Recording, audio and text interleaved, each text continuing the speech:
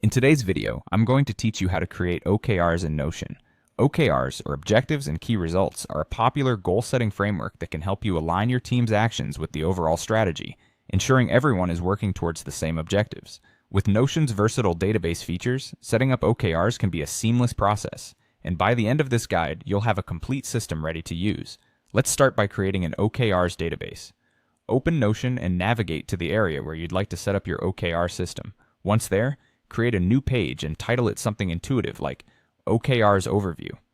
Within this page, you'll want to create a new database. Select the table option for clear organization. In this table, include columns such as Objective, Key Results, Owner, Status, and Due Date. Each of these properties will allow you to structure your objectives comprehensively, ensuring you capture all the necessary details.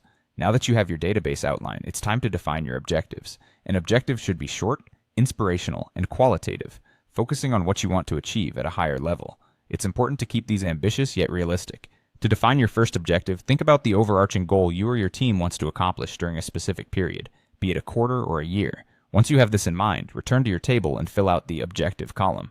Let's say your goal is to improve customer satisfaction. You would write something simple yet clear in the objective column, ensuring that it provides a motivational direction. With your objectives in place, the next step is to create a key results database. This part of the process involves defining how you'll measure those objectives. In a new section or below your objectives in the table, create another database titled Key Results. It's often helpful to link this directly to your objectives for seamless navigation. For each objective, you'll have a series of key results. These should be quantitative and measurable. Under your Key Results database, create entries for each key result.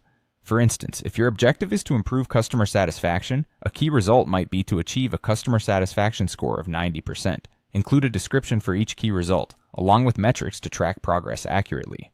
Finally, ensure everything in your database is connected.